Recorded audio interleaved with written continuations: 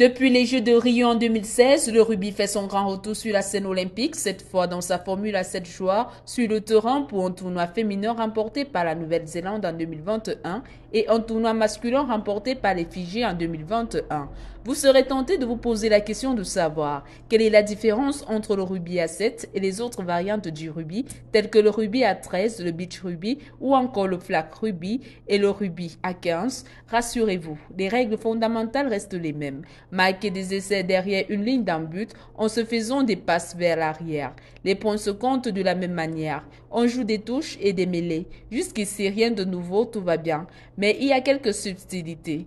Si la taille du terrain est la même au rugby à 7 et au rugby à 15, 70 x 100 mètres environ, il y en a en revanche pas le même nombre de protagonistes sur la pelouse. Comme son nom l'indique, le rugby à 7 est joué par 7 joueurs et le rugby à 15 par 15 joueurs. Le temps de jeu est donc adapté en conséquence. Le nombre de joueurs présents sur la pelouse est réduit de moitié, ils jouent donc moins longtemps.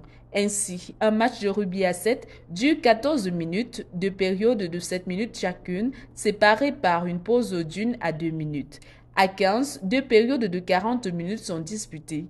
Autre différence, action emblématique de ce sport, la mêlée se joue à 8 contre 8 lors d'un match de rugby à 15, deux parcs qui jouent parfois à s'effondrer mutuellement, impossible à 7. Par ailleurs, au rugby à 7, les pénalités et les transformations ne sont pas tapées à l'aide d'un tir, mais comme des drops, en laissant le ballon rebondir une fois sur le sol avant de frapper.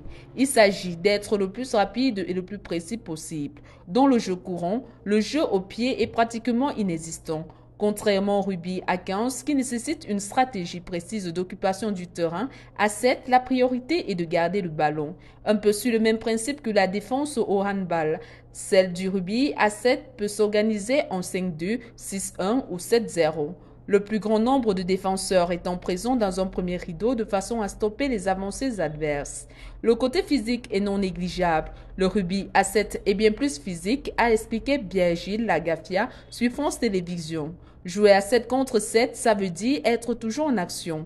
À chaque fois qu'il y a une pause, cela signifie qu'un potentiel contre de 80 mètres peut se produire. Mais défensivement, nous ne sommes que 7 pour couvrir l'intégralité du terrain. Il faut donc être prêt physiquement et rapide.